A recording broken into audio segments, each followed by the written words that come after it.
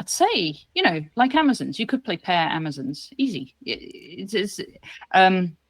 Or You could even play move and shoot in the same.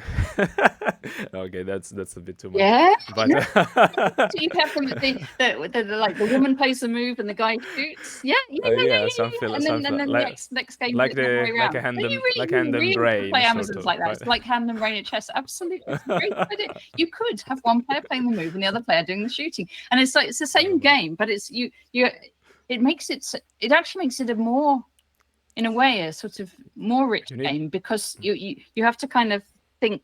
You need more empathy. Yeah, in a way. yeah. I think it would be a lovely game. Pair Amazons.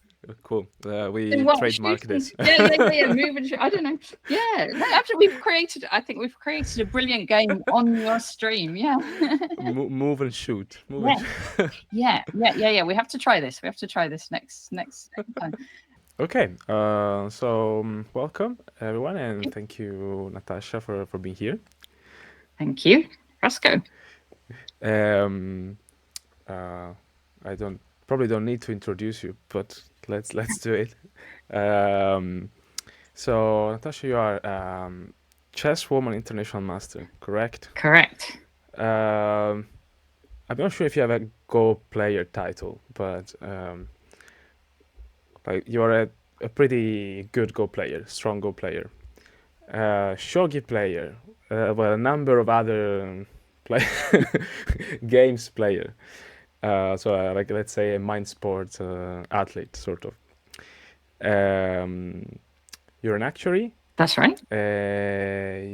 What else? I don't know what order and what if I forgot. Oh, you wrote chess books. Sorry, I was forgetting something that we should talk about as well.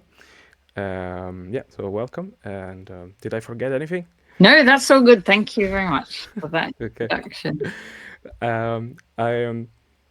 I wanted to actually start from. So I mean, I knew about you already before meeting you in person because of chess, but then I didn't expect you to play at the Mind Sports Olympiad. I didn't expect you to play so many more games, because like most of chess player, I mean, understandably focus on one on one discipline, because there's not enough time in a life to play everything. But apparently you find time to play a lot of other things. Yeah. I started on chess, I suppose. So like when I was a kid, I learned the rules of chess and I really loved it. So I played a lot of chess. And then I'd always liked other games, but I suppose chess was the first one I tried competitively. And was the second one Go, or there was something? Yeah, so it depends exactly what you mean, because I've played other games throughout, but while I was still at school, I also learnt bridge, the card game bridge, which is lovely. I'm not at a high level at bridge, but I've played that socially for many years, and actually it came back later in that my son is now an extremely good bridge player, and he's on the England junior squad for bridge, and that was all from him learning through our social bridge sessions that we play at home. It runs in the family. Yeah. And that was only because he wanted to stay up late, and so that was why he did bridge. But I learnt Go a little bit at school, but I didn't really play. And then I relearnt it. Well, I was quite old, but like 1999, I think I relearnt it.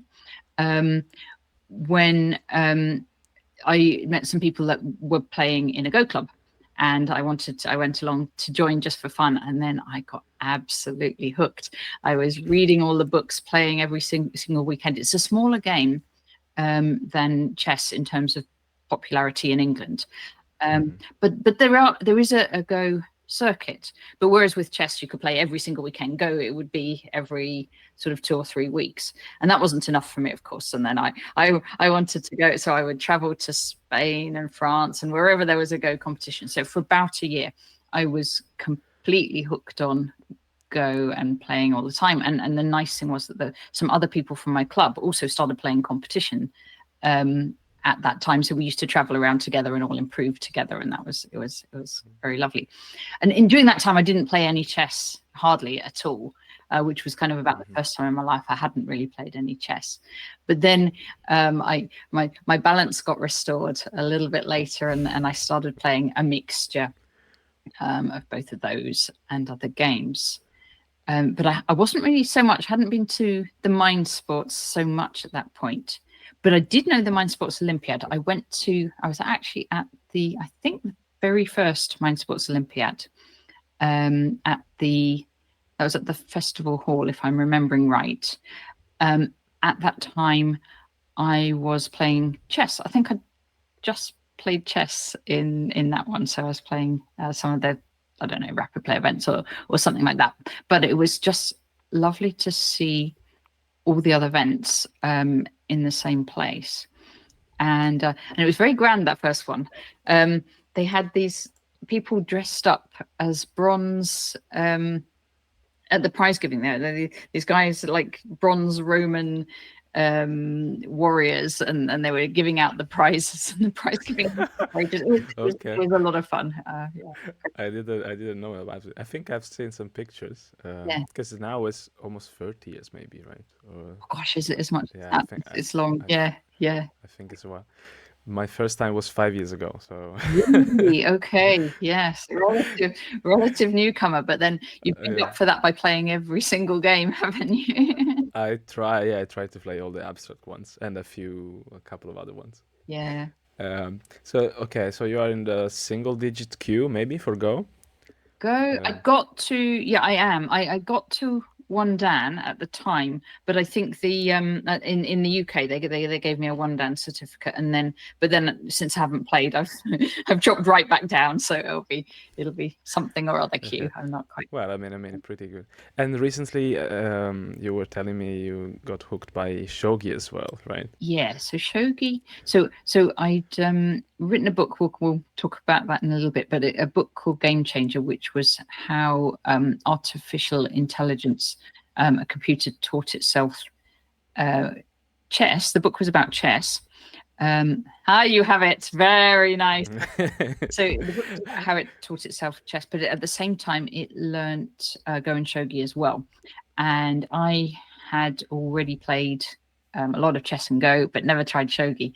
But I'd really recommend Shogi, especially like if you've played some chess.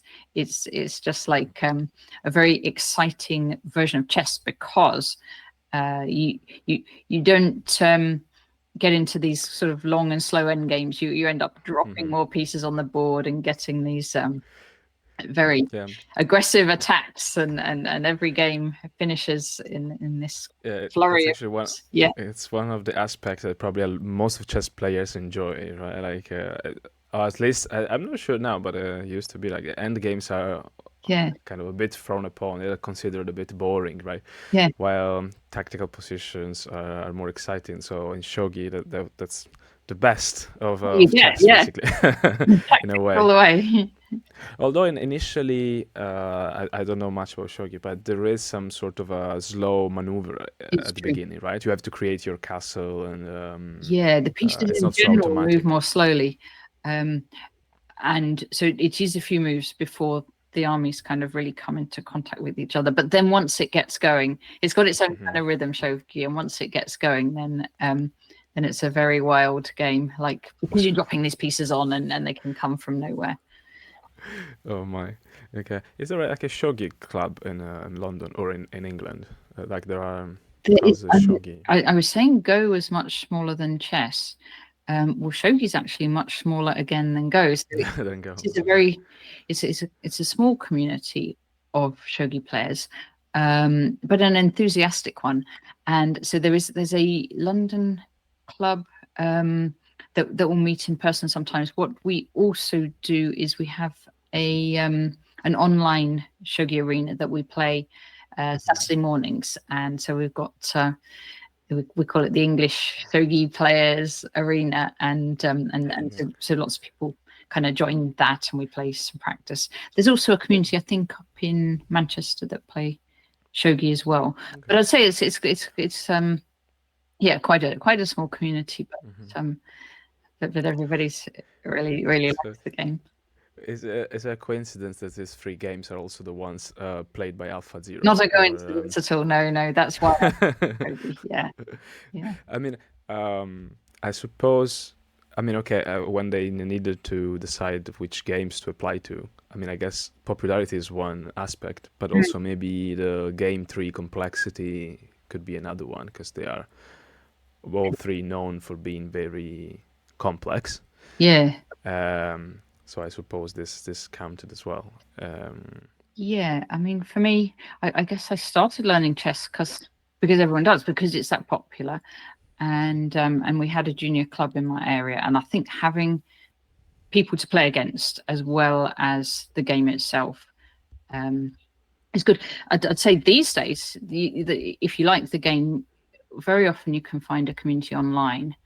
And so one of the games that Mochalunt introduced me to, that I got really hooked on recently. Well, actually, there's a few, but one of them was Tumbleweed, and that was loads of fun. I hadn't known that game before, and then there's this kind of online group of people that play, and so you can play against a computer, which I actually really like playing against computers now, as long as they're not too strong and I've got no chance. I quite like to be able to win some of the games, and then play against people as well once you've got a little idea of the strategy. Yeah, I would say playing in person is always more fun, but of course, when the community is very small and the game is still not well known, Yeah, it's great to have some pages on Discord or Facebook or some groups where people can easily aggregate and make a bit of critical mass to have a little tournaments and practice. And actually, I wanted to. One of the next questions was, which games you got hooked recently that you didn't know about, either the Mind Sports Olympiad or at the Mochalunt, the team championship Abstra games, where you play for England.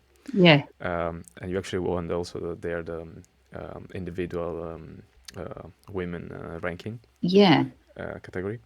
Tumbleweed is one Tumbleweed I agree. Tumbleweed I really like. Yeah, and Amazons I really like. It's this game. We should try it. We could, yeah, exactly. We could play. We'll play some to illustrate. Okay. Time to play. I'm gonna show. Yeah, I'm showing here the play strategy. Okay. So I'm gonna go on to strategy. Do you wanna invite me for a game? Yes. Let me see if I can. We've played this before, haven't we? Yes, we played. I think it was the last time I saw. I'm playing white apparently. I didn't pick it, but okay. Okay. And we got to. The challenge is we got to talk as well as play. Yeah. Okay. So, well, yeah. So, what do you like most about Amazons and Tumbleweed? Yeah, they're sort of similar games, and actually, there's some other games I need to mention as well. Of course, another one. So Amazons I like. I'll tell you why. Because it's sort of very, very simple in terms of the rules. But it's this kind of, it's like a mixture of territory and movement. Yeah. Yeah, which is not very common. No, because like if it's go, oh my goodness, you're gonna try and trap my poor little. I'm trying to play fast to distract you and ask you more questions. Yeah. Because sorry. Because Go is like territory, and you don't really move. You put stones on the board, but you don't really move. And chess, you move pieces, but you don't really have this territory. So it sort of has these aspects. And yeah, it's simple but not simple. And I also just like new, games that are new to me where I don't really know the strategy and I haven't sort of played it a lot. And just coming up with my own interpretation of how to. And there is no much maybe opening theory. Yeah. It's something that I enjoy a lot as well. Yeah. Where am I going to put? I feel you can come up with some new idea and experiment it actually and try it. Okay. What should I play? Maybe this. Yeah. I agree. Amazon's Tumbleweed, Well, Lines of Meridians, but Action. I'm not sure if Oh, I would Meridian. remember how to play now, but I remember I really liked that too. Meridians, yeah, it's a good idea, but it's kind of counterintuitive for me. I mean, I don't know. I find it less. Yeah, I don't know. I can't. I can't understand much about the strategy of that game somehow. Yeah. Uh, Battle Sheet. But these are all very similar types of games, these ones I'm naming. yeah, all territory games. Yeah. Yeah. You never tried Hive, which is No, I one of tried my Hive, and favorites. I thing is, right, it freaks me out, Hive. Like there was Hive and Arimar, and I like them. No, well, Hive, I don't know. I'm not good at Hive. But Hive and these bees and things come and get you, and it's what? Arima, honestly, Arima, I You're don't get doing well it. in this It's game. too, it's too. Arimar, I like. Arimar, I really like. Yeah, that was Okay, quite good. okay. I didn't know it before Mochalunt, and it's nice. It should be implemented on Play Strategy eventually. I think Yeah, was supposed to be played on a chessboard, right? Like yeah, the one who designed it wanted people to play it on a chessboard, basically, right? Like wanted to be accessible to everyone. yeah, But to be also challenging for AI, adding like 4 moves per turn, right? Um, but yeah, somehow I'm not Is sure. that one again, right? You're throwing this poor like cat into a pit and things like that. Yeah, it's a cruel game. Right, Hive's creepy and Arimar's a bit cruel, but apart from that, I do like them. To be honest, I mean, in real life, I hate insects. I'm a very insectophobic, Really? Yeah, which is ironic because yeah, Hive is one of my favorite game. I work for them. I promote Hive as much as I can.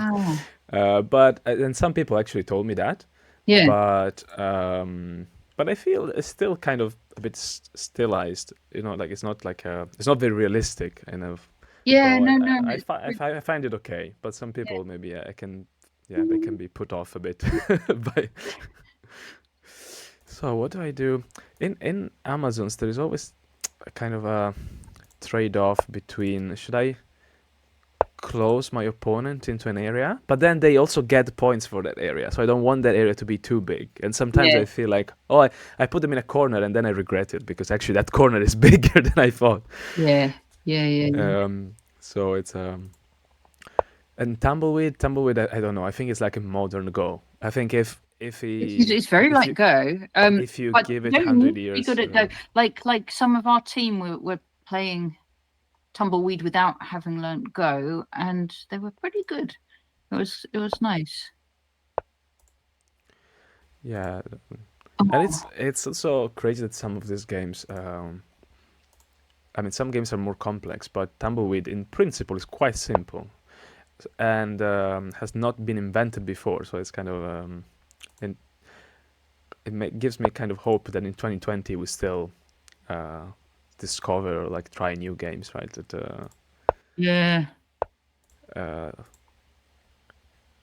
and from the point of view of game design, it seems Oh my God, it's I'm hard to come up with new ideas. Ah. 18 seconds. um, let's, Oh, I'm in a terrible position as well, I'm I not have to say. I don't know actually because yeah, you got a lot of points over there. I'm not sure. um,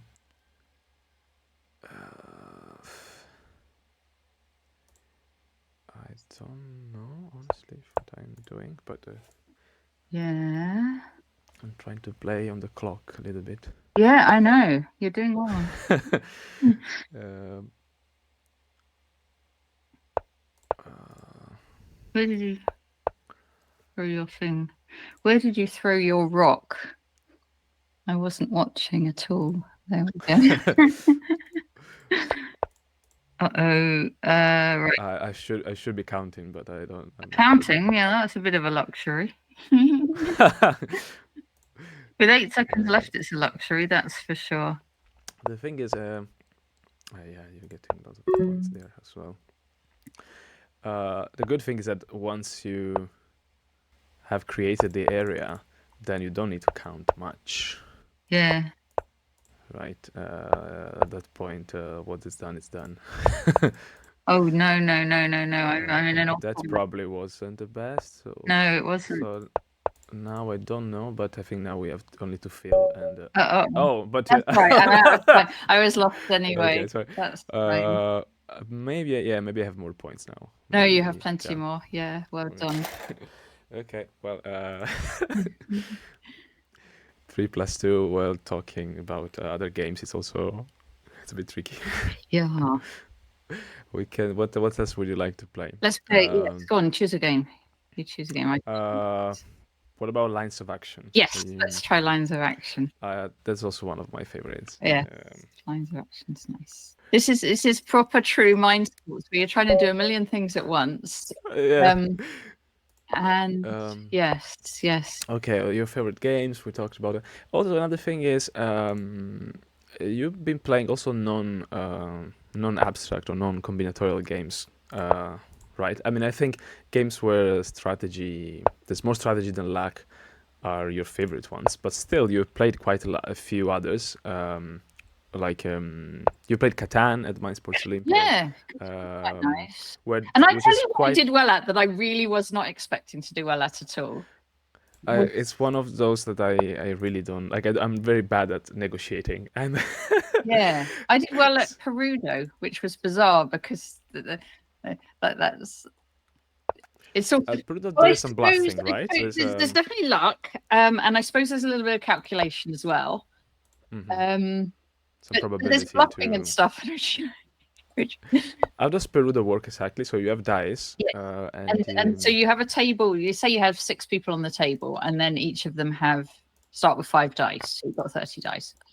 Then roughly, don't worry about that. Then someone will roll it and say I've rolled 4 6s or something, and this game's not going to go very well, but anyway, someone says, so they claim that, and then the next person has to say something higher, and the next person say something higher, and at some point you have to call them as a bluff because they haven't got what they've claimed to have. Said they have. Okay. Yeah, it's a bit like do you play poker, or have you played? Well, it's an interesting question. I do know the rules of. I mean, I've won a strong poker competition once because I played in this Woman's Day. There's this lady Jen Shahade who's like a professional. Yeah, I heard about it. You know her, and she invited me to her International Women's Day poker event for women, and I'm like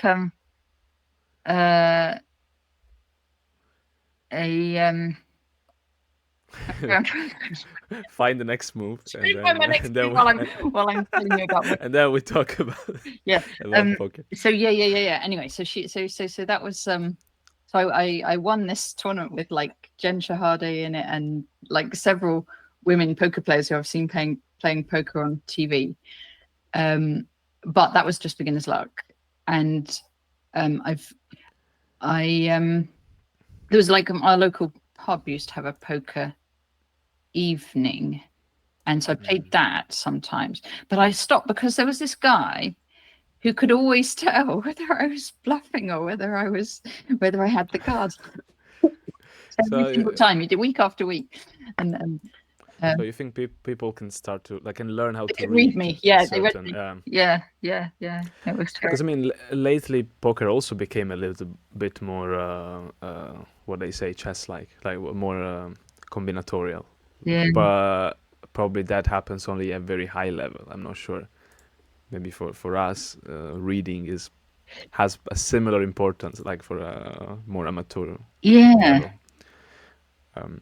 Probably has a similar importance, but when you go higher, then I guess they're more conscious of their weaknesses in body language and that sort of stuff. So probably at that point it becomes important to play well regardless of. Yeah, because I've been told it's less about bluffing these days, and it's more about just knowing exactly what you're meant to do at the right time. Okay, so you enjoy negotiating also in Catan, because I'm very bad. I'm like take whatever you want. I don't want to discuss with you. Yeah, just, yeah. just get all my sheeps, all my wood. I don't want to discuss. Oh, Uh, this position is but getting difficult. uh, Yes. So the negotiating in Catan, I think or Monopoly, right? Which also has it. I think Monopoly. in that the important thing is to trade. You don't need to get the really best deal, but you do need to trade. Golly, you're really close to winning here. What I'm going to do is not that. Yeah, I'm capturing quite a lot, which is not usual, but Right, I better just do something quickly. okay. So now, you threatening something? Maybe, No, maybe not. I'm not. I want to be Nothing, threatening something, but I'm not. nothing crazy. So I can, but also I'm not particularly connected. Well, let me.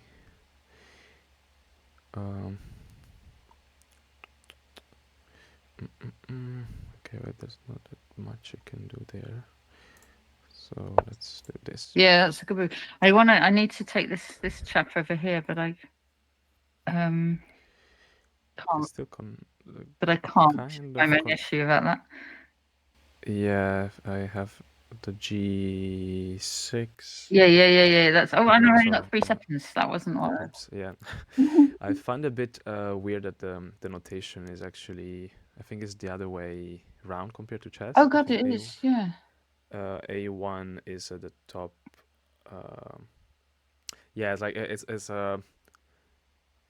the letters are. I mean, it's a bit weird. Yeah, so I find it a bit hard to talk about the moves sometimes compared to chess. But just because we're used to the chess notation, I think. Okay, let's. Oh God. Oops. Okay, I think we have to play shogi now to Let's play shogi. to reestablish Yeah. to balance. I still confuse the gold and silver general, and but I teach chess and other games in elementary schools as well, and Do you? You're a chess. Oh, I didn't know that. You chess. yeah. I mean, I mostly do it for a company for chess, but also I have a school where I do it on my own, and I bring other games. And I brought a couple of times the mini shogi, dobu or dot. I can't remember how it's called.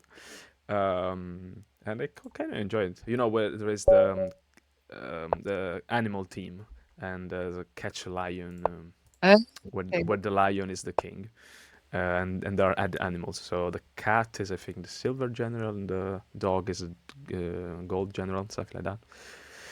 Okay, now I have to focus because I have no idea what I'm doing. So there is a bishop there, a sort of bishop. How is it called actually? Yeah. You call it bishop? It's Okay. a bishop. Yeah, and then when you promote it, it goes to a horse. Goes to a horse. Okay, but now you are threatening to capture in 4-4. Threatening a pawn. Because the pawns don't capture as I was expecting. But yeah. So but it's not a disaster. Like even if I took it, that wouldn't be too much of a disaster. So you sacrifice like a pawn, like a. Don't let me advise you. And then, but, yeah. No. Trust me. I'm really bad. But okay, I'm defending with the other bishop, I suppose. Yeah. But I don't know where I should put the. Also, I think I remember there was an opening where you push the pawn in front of the chariot, the rook. I'm not sure. Exactly right. And you just push it until you capture it, and I open the column for the. Yeah. So they actually shogi players, the name players, as either a static rook player or a ranging rook player. So there's two types of shogi players in the world. Okay. And I just remember this on Twitter. And they had this picture of this female professional shogi player, and And the bit about her says, it said she's just had a baby and she only plays static rook. Just so what's the difference? So static rook means that you keep the rook there and right. you You're move the playing pawn. static rook because you leave your rook where it is, and then you're pushing that pawn in front of the rook. And I'm playing ranging rook because I moved my rook and then I sort of played. Okay. Yeah. And so I suppose I lost that pawn there. Oh no, okay, you didn't capture it, but I could take that one. Yeah, I might still do it, but I thought I'd get my king out. so I think I'll defend it now. Yeah, fair enough. That's a good idea. And then my king hopefully will go. I'm not sure where it's gonna go, but where? Okay, I have no clue, but let's start to move some pieces around. Also, I'm very confused by the horses actually not moving like I would expect. Oh, that's true. They don't go backwards. Yeah, in Shogi, everything's got this kind of forward bias, and so what? Yeah, what if you get, because there's this thing about where you get your king right up to the opponent's side of the board, and in chess, you'd feel like you were being a complete lunatic if you played like that. Yeah. Shogi, it turns out quite well. I play CNG a bit better, I think. I want to learn that one. I kind of know the rules, but I'm not so far not so strong at it. It's a bit, yeah, I don't know. It's different. I think there are end games there as well, but yeah, there are some limitation. The game also feels a bit slow, but there are cannons that are quite fun. But Alan, you capture by jumping over another piece. Yeah. They're good. But Alan's very good at it. Alan Decker on our team, so he was kind of showing us how we're meant to play, which was nice. Oh, I didn't actually. I think my horse was well. Oh, it's check as well. Okay, this wasn't expected, but I can catapult some stuff. Yeah, you're fine. Oh, but there's a. Okay, well, hopefully. Yeah. But it's pained. I don't know. Well, we'll see. I think I'm just gonna try and get my king safe still. Okay. So I'm not doing too bad. I thought I was gonna get checkmated. So. Oh yeah. Nothing's quick in Shogi. It's all until the end. Then it's all quick. I think you're overestimating probably my ability. But also there is this lance here. Is it called lance, right? Oh yes, the lance. Or no? One. Yes. These ones in the corner are the lance. Do you see it? You know, when I've just drawn some circles on the board. Do you see them when I draw them there? Oh no, because I think it's a. It's a casual game. I think. Yeah. Okay, what do I do? I have 20 seconds, so yeah. Now I'm gonna just play random. Also, from a chess player perspective again, having all the pieces with the same color is a little bit distracting. True, yeah. You have to get used to the... Getting used to the pieces is a little... At the start, it does take a little while. Which actually also in CNG, oh yeah, again, I don't know. I thought it was protected, but it's not. Also in CNG, you have to get used to the characters. Yeah. Okay, well. Let's exchange a rook for a bishop. Which in chess, everyone prefers the rook, and in Shogi, it depends. At the early stage of the game, people like the bishop better, and in the later stage of the game, they like the rook. Also, yeah, it feels I'm already like you can't leave any like empty space. Yeah. Because Shogi, right? Piece in it. It's crazy. Yeah. Everything has to be protected, sort of. Yeah. That's weird. I must be able to put a bishop somewhere good. Here we go. Check. Oh, I didn't even see that you could. Okay. Okay. Well, good game. Good game. Do people play a lot of Shogi 3+2, or like chess player would do, or it's a bit more like it's hard and it's not. Yeah, when we play our arena, we normally do 7 minutes and 15 seconds. our regular arena, Okay. which is still feels quite fast. But 15 seconds per move seems at least reasonable. Yeah. 2 seconds It's per not like move. crazy blitz like the chess players do.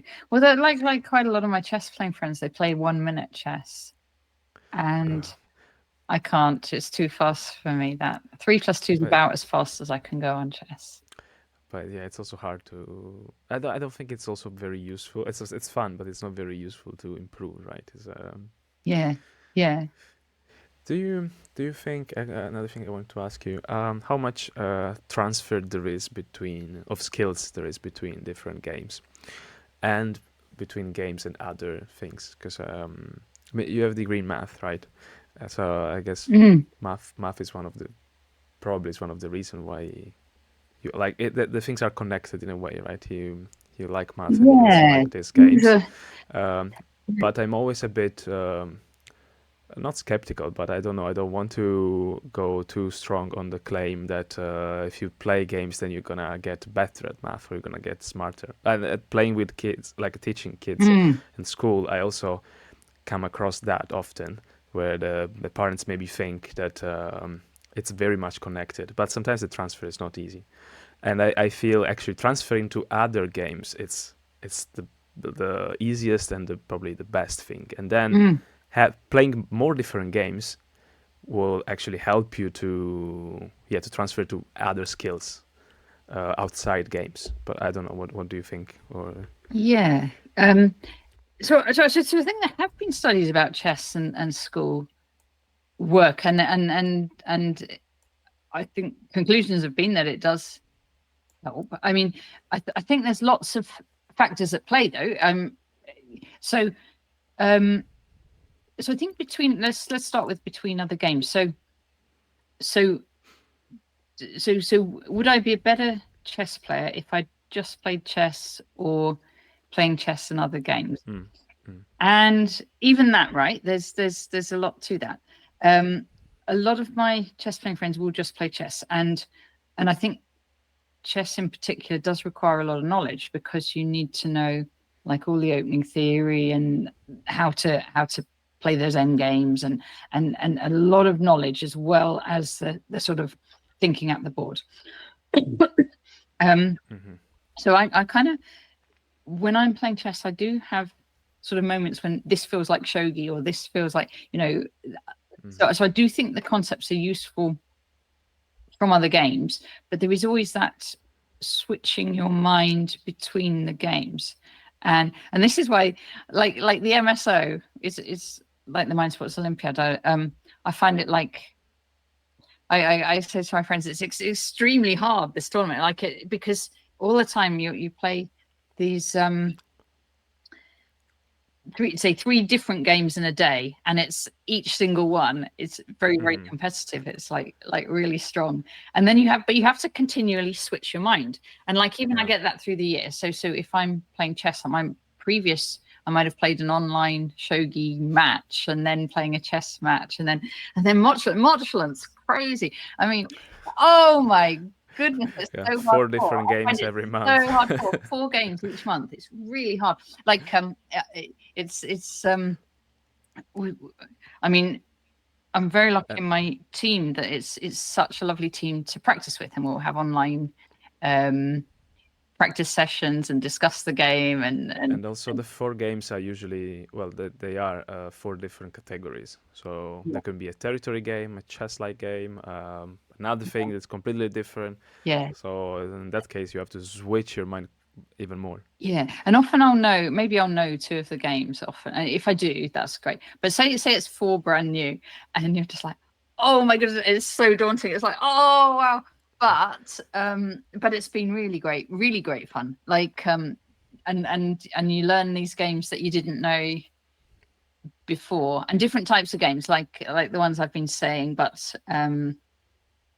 also some of the ones I'm going to try and remember now. But like on Board Game Arena as well, there's some interesting games, like even like Circle of Life, that was that was the final game I played this year, and it's this kind of game where it's sort of you each different shape of stones eats other stones, and you can't calculate it all to the end. You just got to kind of, you've got some basic rule. I mean, some people will have practiced it more, obviously, and then they'll understand it better than me. But you have some sort of basic rules, like you don't want to capture things until the last minute, I think was something someone told me. Yeah. And but games like that, it's just kind of very interesting. But things like I don't know, that's in general to different games. It's control of the center of the board, for example. And for some games that's extremely important, and some games it's less important, but you have that idea in your mind. Or a fork, like in chess, where you have a knight and you tax two pieces at once. But in Tumbleweed, it's a huge thing. It's a fork. You play a piece and it attacks two things, or it attacks a column of your opponent's, but also an important square. And so this double attack idea is very useful across games, using the whole board, all these kind of concepts that are useful between different games. But of course, then sometimes you would or being efficient in the moves you play. Yeah, because sometimes what is important in one game is a little bit different from what's important in a different game, which is absolutely fascinating. Then when you're learning the games and it's a bit like this game, but it's not quite, and actually this is a more important aspect of it. Like having the initiative might be very important in one game, or having a bit more territory or good position or solid position. And then there's always the balance between, do you attack a little bit more, or do you play the nice proper moves, or do you try something? Or I don't know if you're following the World Chess Championship at all. I did a little bit. We have a new world champion. And it's very lovely. And one thing, so the new world champion in chess is Gukesh, and one thing he did throughout all the games was always try and make the most of all the chances he'd been given. So like, even if he was slightly on the worst side of a draw, he'd keep playing and try and make chances and try and make chances. And that's kind of what won it for him in the end. So it wasn't even you had to have a very sound, correct position. You had to have something, and he aims for these positions where you can play something and where you can get activity in your game. Yeah. But actually, in chess, it's quite important. But probably maybe in other games might be a bit less important, right? Or, yeah. But it's something to keep in mind for everyone. You and I played at Amazon's, right?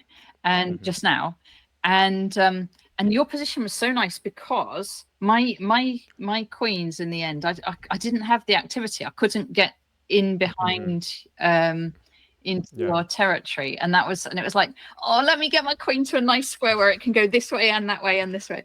And you'd kind of managed to secure the sort of where it's blocked in all those different directions. So yeah, activity is a concept that can go like it goes across many different games. Yeah, and then linking into so actually, someone asked me a slightly different question. Sorry, wait a second. Okay, no, go. Sorry. Yeah, someone asked me just a slightly different question recently, which was, has playing chess helped me in my career? And that I'd say very much so. So I think what you get with chess or other games is this kind of, it's sort of a sort of self-confidence in your own assessment of things. So quite a lot of times, like in a normal situation, not a game sort of situation, and people, and in business situation, people might be making a judgment on something and deciding, is this the way to go? Is that the way to go? And you might just think, this person will know more than me, or that person. But actually, once you've been a chess player and a games player, and you make your own decisions and you've worked things out, you kind of get that confidence that you've thought it through and see it clearly, or you don't. But you can kind of that sort of self-confidence, and you've also, with games, I think a lovely thing is you meet people from sort of across all walks of life, all different ages, young players, old players play together, and it's a universal language. Yeah. And it's very nice from that point of view, people from all over the world, and And actually in business you get that too.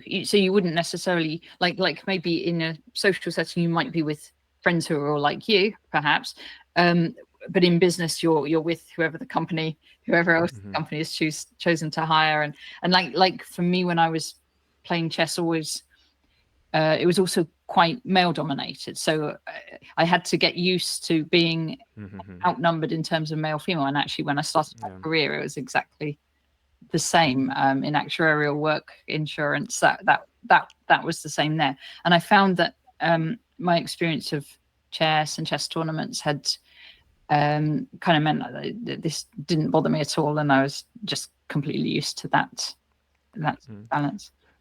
Do you, like, I think since you opened this door, sorry if you don't mind, I wanted to ask you, how do you feel about that? If it's the situation is improving over time, in terms of like number of women playing in chess, and in I think in chess it's getting better because of it's just becoming more mainstream in general, and so there are way more women playing. But in most of games there is always this I don't know, 80-20, 90-10 ratio. I think in Go as well, and many other games. And I'm not sure, like I still don't don't understand very much why. Because I would think maybe initially, I don't know, chess clubs were not very welcoming in a sense, but now I think things are getting better. But I don't know. Yeah, I think I'd still say at most tournaments that I play, and I'm vastly outnumbered, male to female. I think one thing is people have recognized there's an issue there, right? So like when I was growing up, it was quite common for people to come up to me and say, and to actually just say the question, why aren't women very good at chess? And this is, it is actually, and I hadn't at the time, I used to just seriously try and answer that question. And, but I realized now as I go through my life, and now if someone asks me that, I actually get quite cross. But because it's, that's not the right question anyway. It's the wrong question. It's like, because if you say to someone again and again, why aren't you good at something? That in the end they're going to be put off, right? And you're going to be sitting there trying to explain why you're not good at it, rather than actually going in there and getting good at it. So I'm glad people are asking that much less frequently. Someone did actually ask it to me couple of years ago when I was in the lead. I was at this blitz tournament. I was in the lead on 7 out of 7, and someone came up and asked me why a woman couldn't play. I was the only woman in the whole room, and it was like, no, why are you saying I can't play? I've won all my games so far. So that's embarrassing. I can't remember what I answered back to him, but I was like, why can't you, sort of thing. But I do think people have recognized, and actually it would be nicer if it was a bit more of a balanced mix, and people are trying to do something about it. I like people are that I think there's arrangements to try and get women play. Girl players are being encouraged to play. I think they've done things like international chess. They've done things on the prize money as well, and made it more kind of attractive, and just to encourage women to play, as opposed to asking them why they're playing. It is a much more kind of positive way of doing it. But still stuff to be done. But I think it's going the right way, and at work definitely. I've seen, like in my career, I've seen now more women being taken on as sort of like chief actuaries and that kind of thing, and that it seems to be a conscious sort of effort by companies to try and promote diversity and make sure there's enough. In still stuff to be done, but it's better than it was, for sure. That's great. I think also it has to start from when they're very young. I think I see I'm in the classes in elementary schools. I see both boys and girls very enthusiastic and happy, and so if girls are not put down at that age, that's already a big impact. I think they will, there would not be any difference 10 years later. Yeah. if they don't have any sort of bad experience when they are 7, 8, 12. Or, Yeah. Yeah. I think it's important. And also because like if a lot do drop out, then you're left in a big minority, and there's a sort of certain age when you're a teenager where the boys and the girls stop talking for a little bit, and it you becomes have even to harder do that, to. and it gets a little bit harder. And so there are things that if once you get a critical mass of people, it should kind of help. And luckily now there are a lot of like quite a few like famous female streamers, chess streamers. It's true. It's true. That, I met Lula Robs for the first time, who's a streamer from Jersey, chess streamer. Like amateur player. She only started fairly recently, but she's built up a big following, and she kind of shows her all the tournaments she plays and how she's improving. And yeah, so it's very nice. Yeah, so I think that's her main. That's like her profession now, is streamer and content creator. And like what I see instead in like a general board game community, like not competitive, like not Mind Sports, but more just casual board game. Yeah, the ratio is a little bit better. Yeah, usually. Yeah. So sometimes I don't know. I wonder if the competition itself, I don't know, puts off a little bit women for some reason. I mean, statistically, of course. Yeah, there's ways of doing things, which I don't know. I don't understand. Yeah, like, I don't know why, but there is in board game community in general, for example, a trend in the last years of having more cooperative games, for example, or more games with like a theme that is like nature or something that is less warlike, that is usually associated with male, and more I don't know, family, social, and probably also closer to women. But yeah, so I don't understand, because I know, I mean, it doesn't matter, but I know many competitive women. Like I really would like to see them play more tournaments. But sometimes happen that you're like, oh, okay, I like the game and I like to play, but I don't know. Sometimes a tournament is something that I don't know. It's kind of a barrier somehow. But I wonder if the thing to do is to ask women what they like and what they don't like about certain tournaments, and probably the women to ask, because people ask me a lot, but maybe the women to ask are the ones that don't play the tournaments, right? Because I might have the mindset of the guys, like, and I've always liked to play the tournament, but it's the ones that like the game but don't like the tournaments, and maybe we can understand something better about what they do like and what they don't, and maybe some of the tournaments could move slightly towards what they like. I wouldn't say I necessarily have the answers there, but yeah. I mean, I think you already have that competitive mindset, so I think for you, I mean, of course there are a lot of things to improve, but you don't have to be convinced much to play in a tournament. But I could comment on like chess tournaments, like I like the social side of them as well. So yeah, like the pair tournaments, pair go, because actually a lot of women play bridge. So partnership games might be something that does appeal, and to have a bit of a social element for me, because now, like, I find these days chess tournaments actually have gone a bit too extreme on the competitive side. Like, for example, you have to be searched for a mobile phone before you do anything. You can't, like, if you get, you get up and talk to someone, that's they assume you're cheating, when it's not really like in the old days. We used to just get up and talk to people all the time and just so yeah. Okay, I didn't know. Now you don't really do that sort of thing. Yeah. I remember, I don't know who told me, but yeah, it's a bit different now. After tournament, everyone, for example, like analyze with an engine instead of just talking to someone else, jumping into a conversation when someone is analyzing a game, which is actually one of the most fun part. I agree.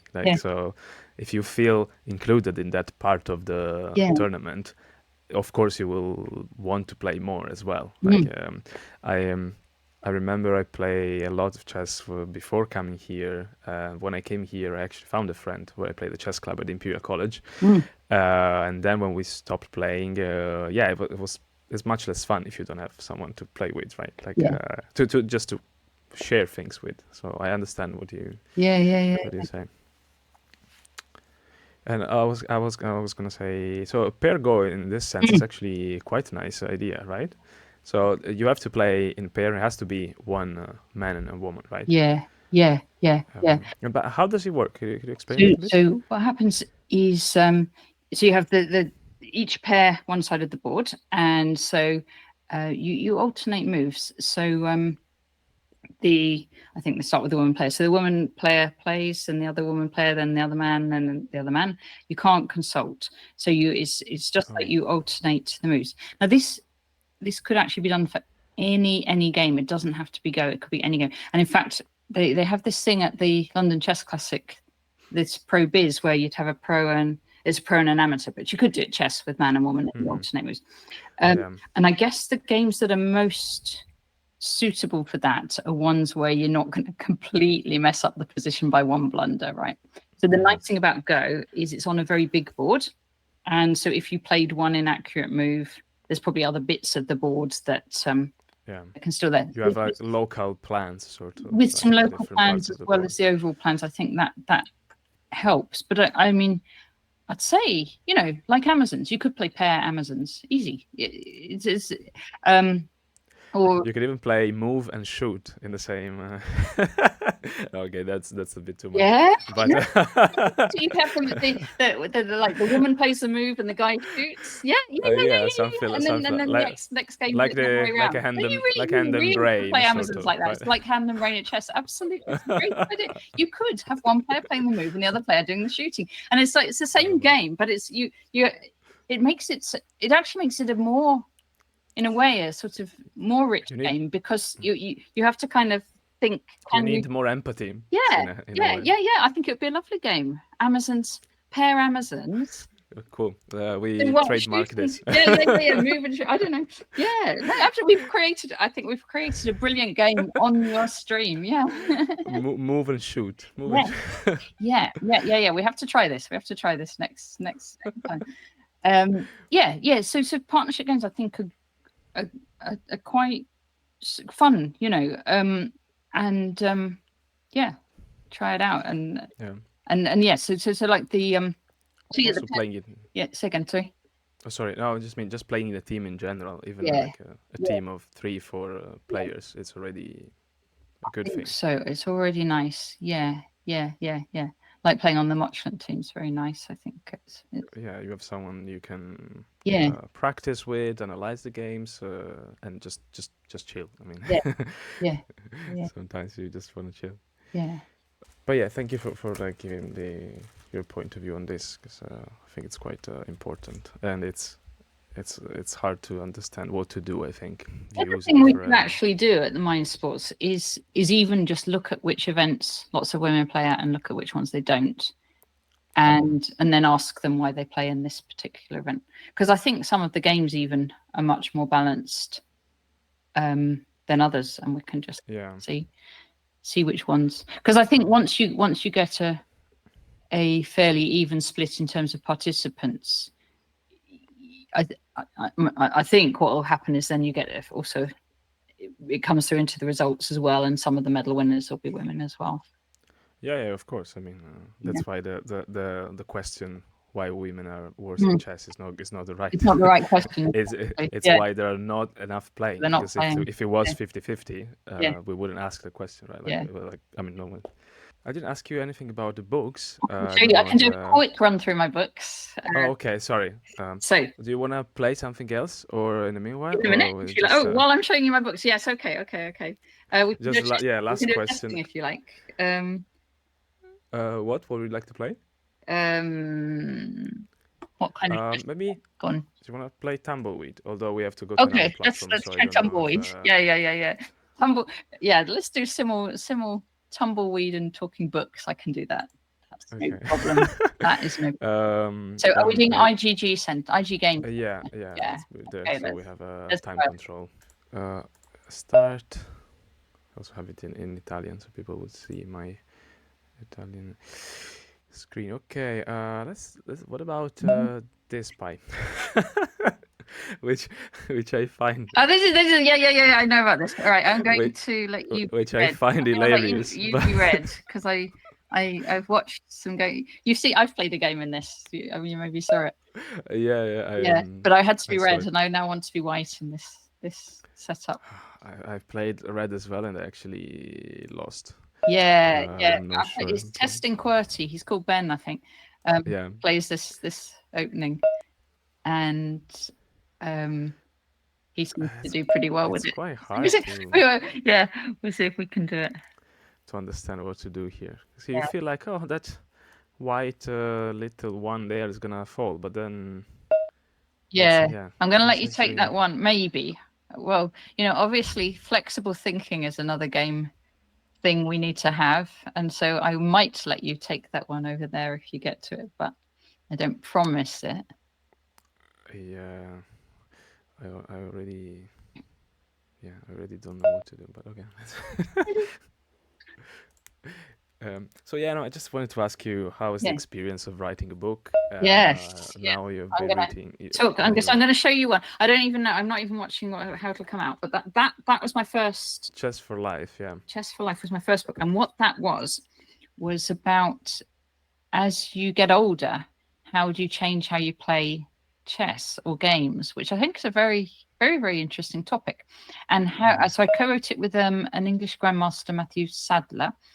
And what we how we did it was a mixture of actually looking at people's games, so the moves they played, but also asking people. So we interviewed some top players actually who were in their 50s, quite a lot of them, about how they changed, because in chess 50 is a senior, about how they changed their approach as they get older, or what they're thinking about chess. I'm not going to give it up yet. So how their approach to the game changed, and we got some very interesting things. Like, for example, you might think everybody would want a slower time control as they got older, and you you do find playing quickly harder as you get older, but there's another thing, is that you actually quite like a quick time control, because you don't want to concentrate for 6 hours. Like a chess slow game can be very, very long. Yeah, and also maybe you interiorize more patterns, or more, I don't know. Yeah. And so you can use your experience as opposed to simply calculation.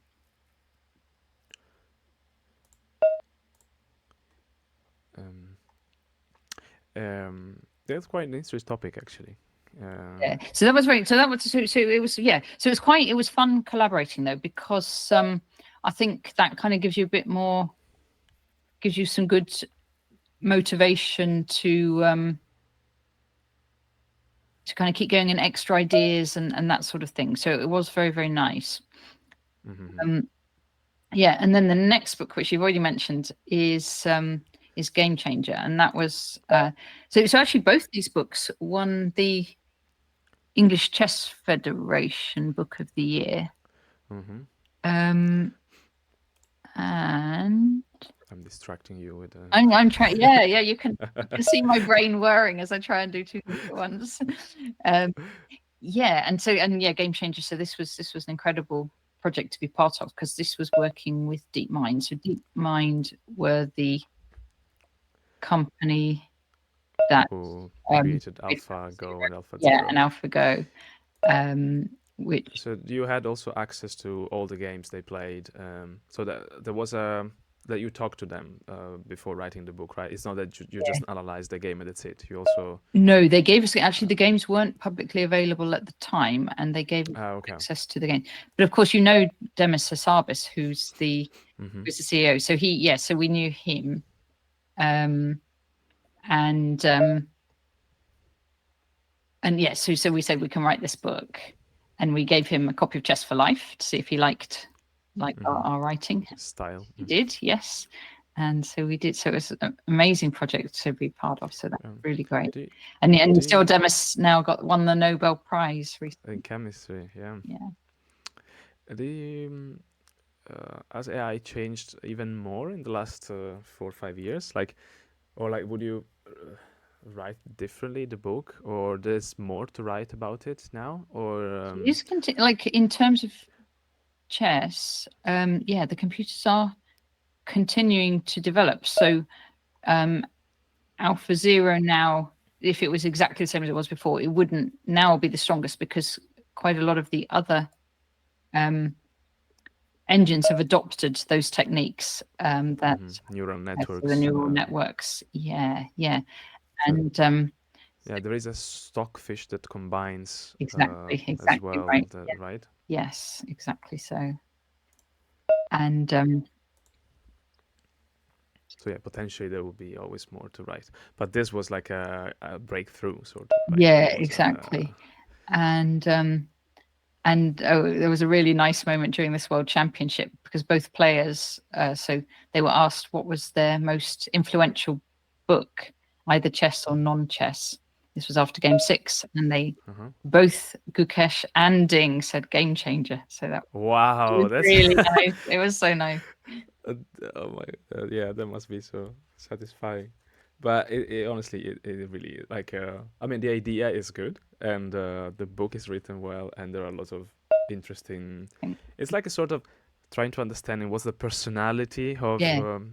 Because there are books about dedicated to world champions or like to chess grandmasters, and you try to get into their style, and doing this for an AI, it's quite another journey. It was fascinating. It really was. Yeah.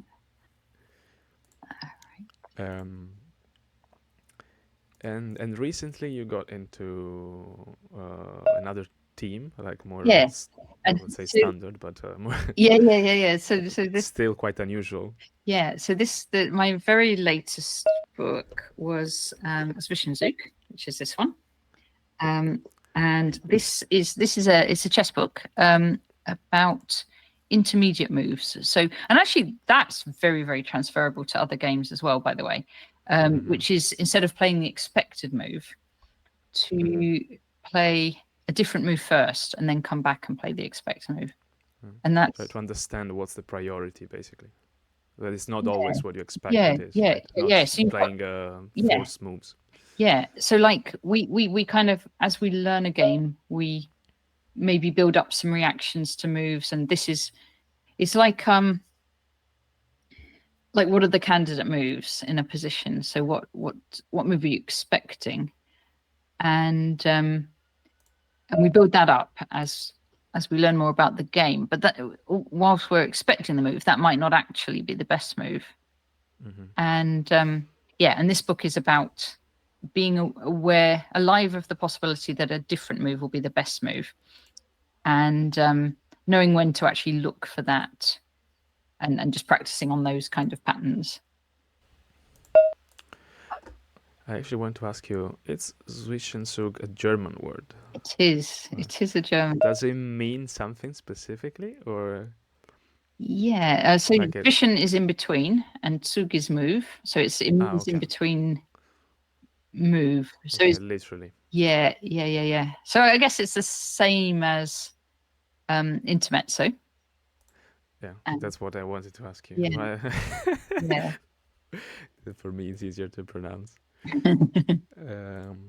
Okay. Do you have other plans? You write a book about? We did in the same combination. We did a course, a tactics course, which just got launched about 2 or 3 weeks ago, about Gukesh. Oh, before the World wow. So Championship. Yeah, which was very nice. it will, yeah, no better time than this one. I tell you, I've been so nervous over the last few days about whether he'll win or not, because it was such a it's such a close match. I've just been a nightmare. I thought it was I mean, I didn't follow it properly, but I think before the match started, there was more consensus about the fact that Gukesh was the favorite, right? Exactly. Because Ding Liren didn't perform so well in the past 2 years. Yeah. But then once the match started, it actually seemed it was closer than right. Because and it's funny, like anything can happen in a championship, and what happened was Ding was frightened, I think, to play the match. But he has played a world championship before, and Gukesh hasn't. And Gukesh, I think, was very young as well. Very young and very nervous for his first game. And he actually lost. He'd had a good position, I think, but he'd actually lost that first game. Mm-hmm. And then it's all wide open. It's amazing how quickly the momentum, how important momentum is, and how quickly it changes. Because from that moment, people were then not sure. Whereas before that first game, people were kind of, oh yeah, Gukesh is just going to win. Will Ding even turn up? And then after they played that game, it was like, I'm not sure now what's going to happen. So yeah, this which is quite it made the match more interesting, way more interesting. For sure.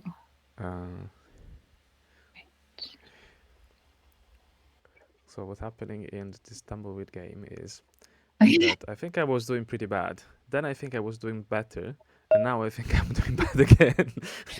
I don't know what's happening. So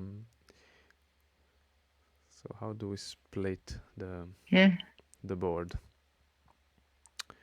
We got a lot of fighting first, Fresco. A lot of fighting first. Let's see. I like it because it's there is that go thinking, but also it's a little bit more dynamic in the sense that there is a lot of things are non-local because the line of sight is important, right? So you can invade only if you look at some. So okay, you cannot play everywhere, but every piece has an influence on potentially very far on the board. So okay, I'm gonna take this 3 here. Which one were you taking? The J7. No. I hopefully. Oh no. There's nothing crazy. No drawback. Just take this.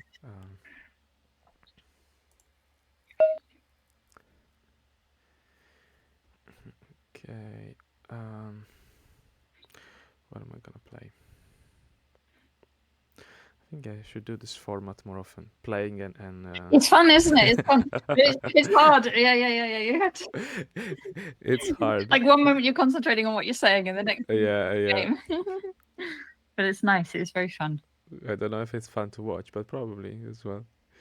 Yeah. Okay, let's put a 3 here because. Where are you going? I don't know. I want some agi there. No. Well, I don't know if that's the right word. Why not? That's something else I wanted to ask you actually. Well, we talked already about it, but I really liked that in the last book, Vision Sug, there was a section where you mentioned agi, which is a typically go term to indicate. I don't really. Actually, it's hard to explain. I don't know. You explain it well in the book, but I don't. But I don't know. It's like potential or things that are happening in the position, and like the stone you just dropped, isn't it? That you it's not concretely doing something right now, but in a few moves' time, that's going to be a really scary stone, and creates chances later on. Yes. Or comparison with chess was like the threat is sometimes worse than the execution. Or like the idea that you have something that you can do, but you don't necessarily have to play that move. And it will be there. Okay. Oh, attacking from behind. It was very nice. My co-author was very nice about it because he didn't know the term agi, and I was like, oh, shall we include this in the book? And he said, yeah, no, it's helpful. And and you want to include it, and you want, because you're thinking about it like this. I'm saying, is it going to mean anything to chess players? And he said, well, it's meaning something to you, so so put it in. And That's good. yeah, And yeah, it's good to introduce some. Yeah, why not? I mean, cross contamination. I think that's exactly. Yeah, because actually sometimes a word from a different game, it means something to you in that other game. Yeah. Or there is maybe one word instead of having like to explain the concept. You have one word, and Explaining the whole thing. Yeah. Yeah. especially in Go, there are a lot of this, right? The Yeah. Japanese words that are used. Or the Go is also famous for the how do you call it, aphorisms, or no, like short sentences to. They're like proverbs. Yeah, proverbs. Yeah, sorry, yeah, which is quite fun as well. Okay, you're surrounding me. I thought I was I was gonna get some territory. I'm up going to there, try and surround you. I don't know if it'll work or not. But got to give it a go.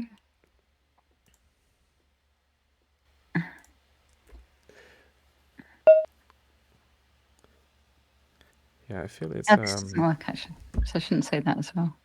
it's a game that has potential. I think if people. Yeah. Yeah, if the community grows, I think there could be like some opening, developing, and some. Yeah, I think also this 8x8, like this 8x8 board. Yeah. Is I think it's a good size.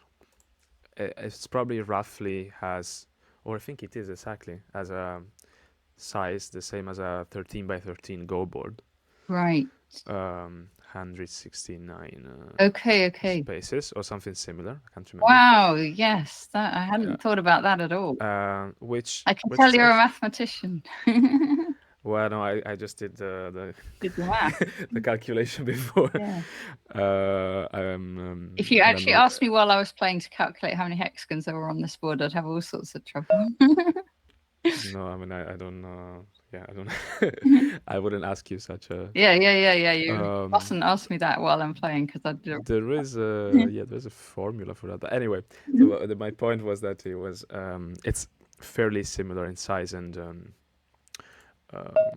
it feels it's not too long, and it's not too short. I think 6, which is the one that was played initially and more for beginners, is okay to learn, but 8 is good. And some people play with 10 or 11, but that becomes more like the Go 19x19. Yes. Where there will be a lot of more like territory split in even more sub areas, and it's hard now to understand what's the priority. What's the good question. What's the urgent move, right? That's what Go players say. I was going to the Go club for maybe a year in 2019 before COVID. Yeah. Quite often in the West Club, the one that is now in the Mind Sports Center. Okay. Yeah. Before then, it was in Shepherd Bush, and I live nearby, so it was easy for me. Yeah. Then with the COVID, I just stopped, and no, of course, yeah. And then I started to play many other games anyway, so.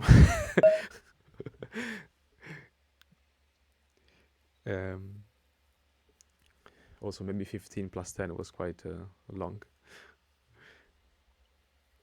time control. Well, not long, but compared to 3 plus 2, it feels like it was a long time to think.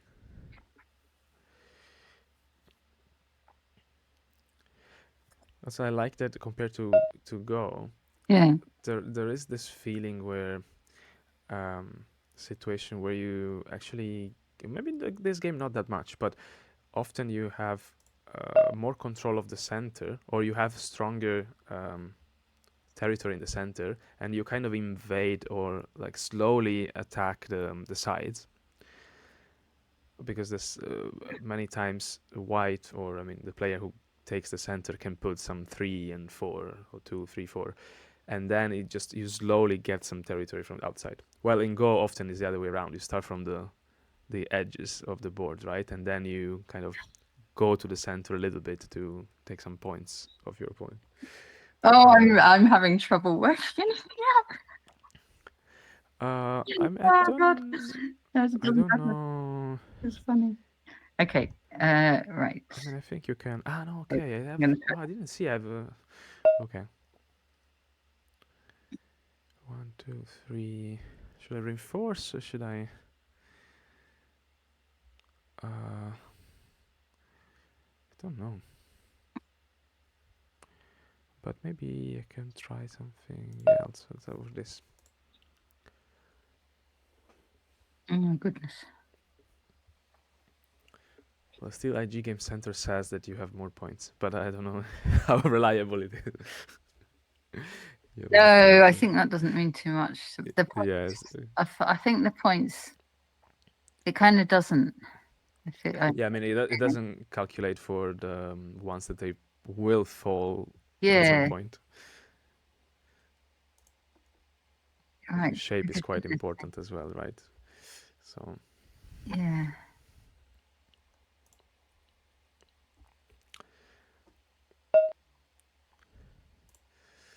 Okay, there's a 4 there, which I can also put a 4 here.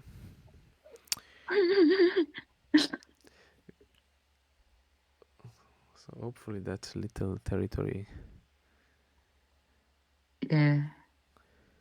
Alright, go on then. 8. Okay, but you could get quite a lot on the other side. I don't know.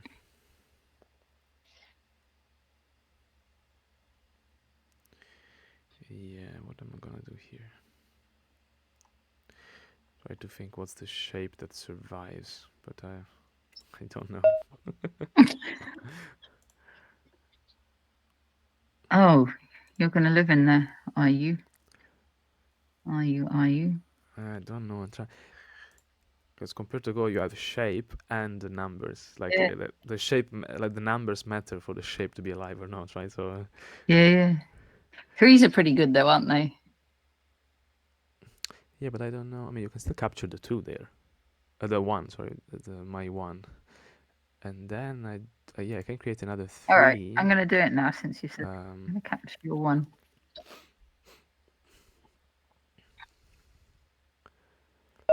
I'll tell you what, don't tell any of the Tumbleweed players you've made this video. I'm sure you've committed all the sins in the book in this game. These are just the non-Tumbleweed players, okay? No, I think they will enjoy it as well. They will, I'm sure they will.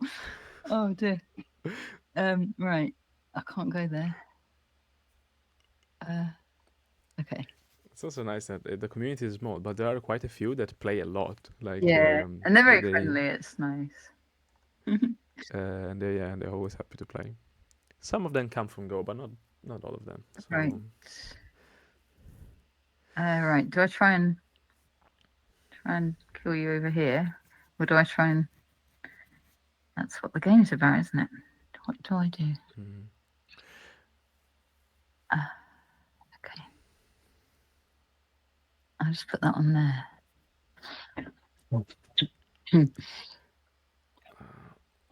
I forgot about. Yeah, that sounds good. But I forgot I could have played some threats before and. Too much things going on this board. Force before defending in Go, they say. Force before defending. Okay. Have you heard that one?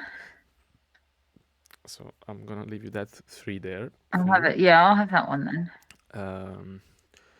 And hopefully I can get some kind of a wall or something on that. Although, I don't know. We'll see. I should have taken maybe another one, but. Right. I don't want you to kill everything. This is Tumbleweed. I don't want to kill everything over here. Not everything. Leave me with some stuff. Okay. I'll put the 3 in there. I mean, you let's say you invaded, so I have to try to.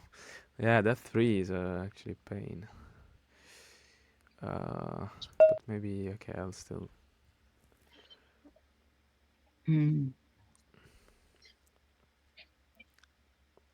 Also, yeah, I don't know if that was that urgent, that move. I should. Maybe I didn't have to capture it straight away. But well.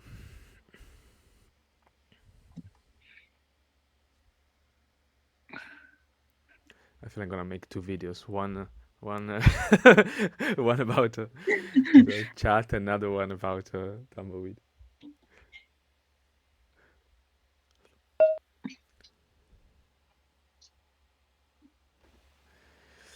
Yeah, that was the other movie that I should have played. Way earlier. Fair enough. Okay, but it's time to. It's time to what?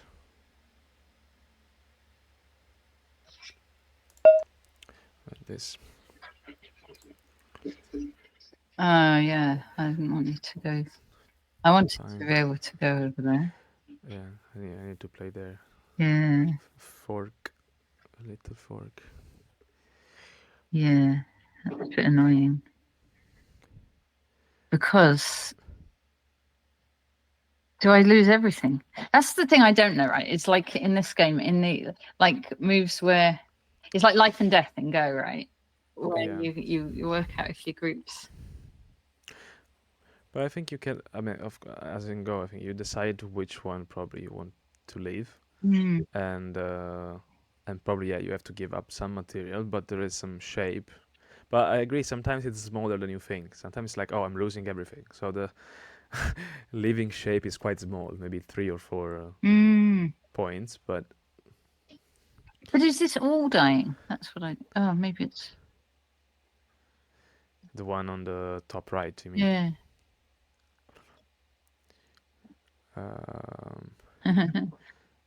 Hard to tell. I don't know. I still have that 3 there. I'm not sure how I'm gonna. I mean, maybe eventually after the rest. Okay. Yeah. Probably. But the 3 on the edge is 3s on the edge are safe. Well, actually 2 as well. A lines of 2 on the edge is safe. So yeah, that's not really the edge, but also sometimes you have to spend a lot of moves to like create a shape that is alive, and then you're like, okay, I spent like 4 probably moves. Too early to do it. Yeah, okay, What's it's the not. point? I can't work it out. Yeah, it's not end game yet, I guess. Yeah. Okay. So, all right, I'm just going to do something random then. Can't work it out, do something random. Okay, so now I also I feel I want to close.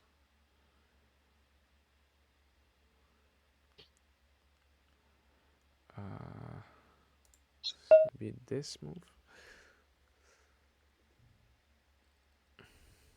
Yeah.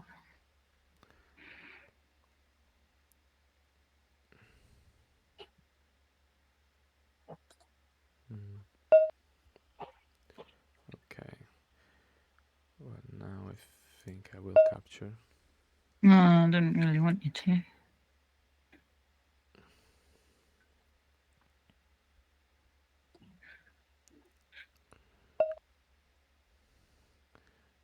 Okay. I mean, I think that's fine. Okay, that's a wall. Where else? Also, I like that on IGGC I can see the numbers that I can put on. You know that you are gonna play, because sometimes it's hard to calculate everything. So you just I've been playing recently too much against. There was this bot they were saying about, but that tells you, like, that can tell you. It shows you when your things are about to be taken, which this site doesn't do. I think here. Do you know what I mean? Maybe? Yeah, when it's like a suicidal move, sort of. Yeah. Yeah, I think playing in real life would be quite different. Playing in real life would be impossible, wouldn't it? All right. some people want to play with dice. I think Dice. they have played using dice. Yeah, although I don't think it's very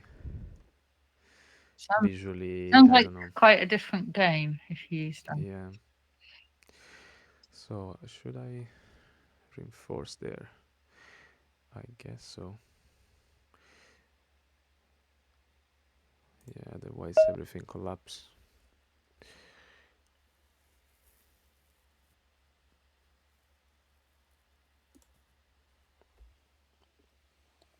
We're just going to reinforce everything. Yeah, if it. Oh, yeah, I have to reinforce this as well. I mean, maybe not. Oh no, because then done. Okay, let's reinforce this. But reinforcing always feels a bit of a waste of. Yeah, I think I should do it more than I do because I hardly ever do that reinforcing thing. Yeah, I mean it's okay. You forced me to reinforce. So, Yeah. So it's not wasting a move as that's such. actually it's a good move for you. I meant a wasting move for me, sort of. Like in Go, they call it a squeeze, don't they? That a squeeze. Oh, okay. you know what I mean? When you give up your stones, but you get thickness on the outside. Oh yeah, I see. Okay. Like now, should I? Maybe I should.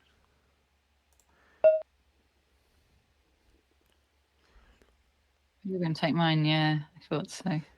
Yeah, I think I'm not gonna reinforce the other two. Okay. Oh my goodness. You have 2 lines at the bottom.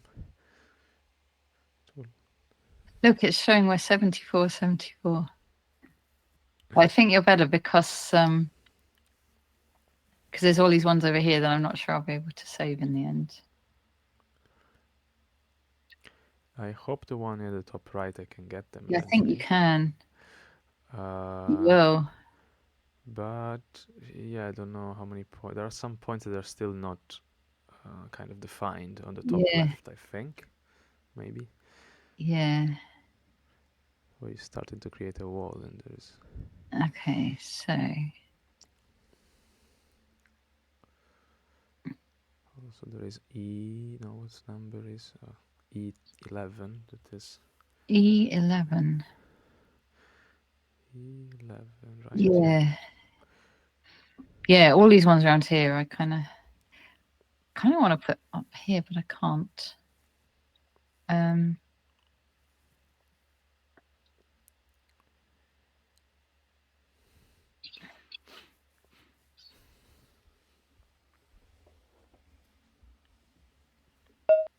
Tell you what, though, I'm going to sleep for a week after your stream, except that I'm going out tonight.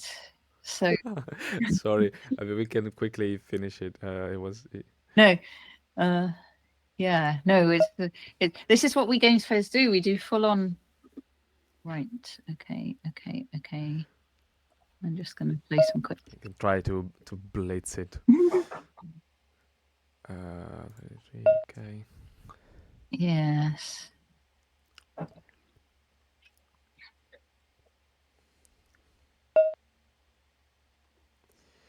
Okay.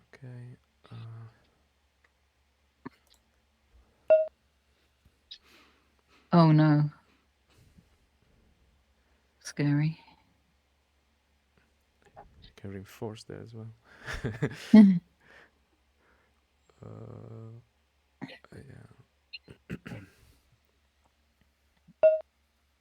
I should have reinforced. Of course I should. Yeah. All right. Silly me.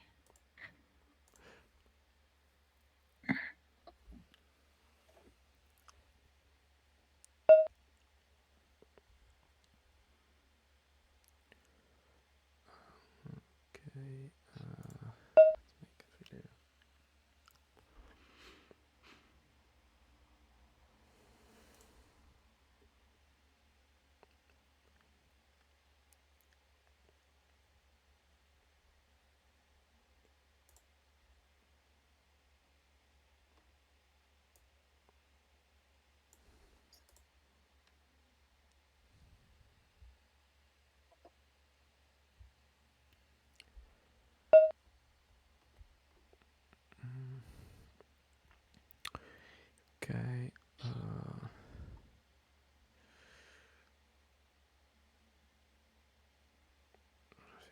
start to take care of this Yeah.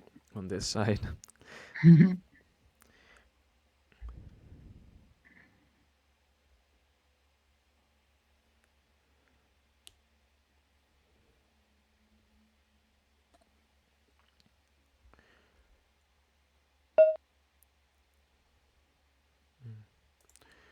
Okay, let's close everything.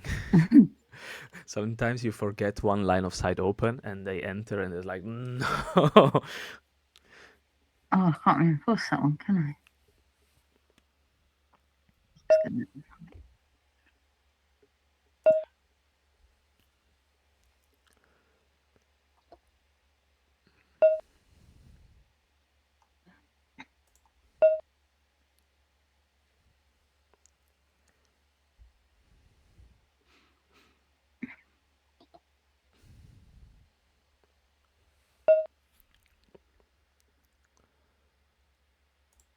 Let's take that 3 there. Also quite a weird shape. I don't know. Yeah.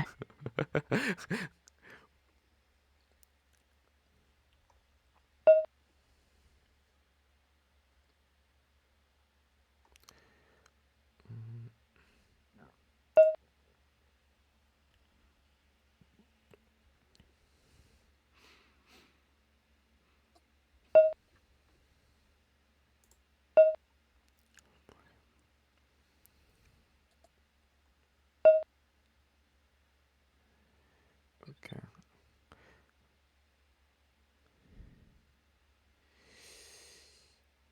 Okay, I think it's more or less okay. Oh no, you're going to take that too. This is terrible. Yeah, this is. But has anyone ever written anything about Tumbleweed, like how to play? Well, I mean, the rules. I mean, there are 2 free books actually. are there? I mean, like a PDF book, so you can on Ah, the Discord you can find them. okay. One is about openings, and another one is I think just tactics, like puzzles, sort of. Puzzles is good, isn't it? Or maybe it says something about life and death. I can't remember, but Yeah, there are a couple of things that I definitely don't know life and death. That's Ben, clear. Ben, Alex, and Alec, and yeah, like the ones that play the most, Yeah. they put this thing together. This Very is good. free to download. So, Yeah. but yeah, there's not so much. I'm going to theory. resign this one because it's basically over and I'm way behind. So, there we go. Well, We're done. it's hard to play when I when I ask you questions and you have to talk. Honestly, I don't know. Yeah, I tried to one game I tried to actually stream a Tumbleweed or like record, and I was gonna and then it went so badly I couldn't even I thought I'm not posting that. I'll tell you. I mean, if you talk about the game, I guess Yeah. it's already a bit better. But if I ask you something completely unrelated, Yeah. I mean, I should be used to it because I actually do stream quite a bit. I do chess commentaries and that sort of thing. But I think streaming and playing is quite hard. You do that though. You can do that. You stream and play. I try to, yeah. Yeah, I think it's quite. I do think it's quite hard. It's another skill, so yeah. Another weird thing, right, about is when I play online these days, I used to when I was studying at school, I used to always have a completely quiet environment, no distractions, and that was how I would study, completely focused. But now when I play an online game like a match of Shogi or Mochalunt or anything like that, I have music on. Like I put music on and listen to it, and I actually find nowadays I play better with music on than when I don't. And I think it's a sort of like you get more into attacking, or I don't know. It's some kind of yeah, it's a soundtrack of the game, sort of. Yeah, it's really strange because it used to be absolutely the last thing I would do, but nowadays, if I'm playing any kind of online match, I'll always have music on. I think it helps to isolate from the surrounding Yeah, in a way. I think so. So if you don't have a very good, I mean, okay, even if you have a quiet room, you still like to do it maybe. but especially if you have a little bit of noise everywhere and you're not sure, you just put your favorite music on, right? And what do you listen to? Last question You know before what we go. I've been listening to is, and it was because my son got into. So it's Billy Joel, and I used to listen to Billy Joel, and then I wasn't listening to it particularly, and then my son, he plays piano, plays keyboard, and he went away to university, came back, and he had this book of Billy Joel songs, and he was playing them all on the piano, and it was so amazing. And then I suddenly got into it, so now I've been like on YouTube, and I listen to kind of live Billy Joel concerts, and it's like some of them are from way back 1970s, 1980s, and some of them are now. So he's quite old now, but he wrote so many kind of really good songs, and that's what I watch. That's what I listen to. So I've been quite. Okay. So the lyrics don't distract you much. You feel because I now that I've listened to so much, I know what's coming in the lyrics. So it's not gonna. That's not gonna distract me. But I think it's a bit about like sometimes when you play, if you're self-conscious about your moves, you play a lot worse. And I think it's this about the music, that you're not embarrassed about what moves you're playing or anything like that. You're more just, you can just kind of in the flow. Yeah, I think some people like say they play better if they drink alcohol. I would never drink alcohol and play games because I think it makes me much worse. But some people, they do that and they say I get in the flow, and I can kind of these days I can kind of see where they're coming from, but I don't. There's probably a curve for that, right? They're like probably your skills increase a little bit, and then with number because it affects the calculation. Drinks. Yeah. They just go down. Yeah. No, I was talking to a friend we play Hive in the championships, and we were talking about what music we listen to, and he was very much into more soundtrack, like I don't know, like some movie soundtrack, the more epic music, because they would inspire you, like sort of Rocky, and they exactly, and not or Lord of the Rings, I don't know, something like that, yeah, or not getting distracted by the lyrics, but I also like songs with lyrics, actually. But maybe not much in Italian I get more distracted. In English, a little bit less for some reason. Anyway, but interesting. Okay, this was an interesting question. I don't know if anyone has asked you about this before. No. in an interview. Never. Okay. Thank you very much. Right, thank you. That was fun. It was great. And thank you everyone for watching. Cool.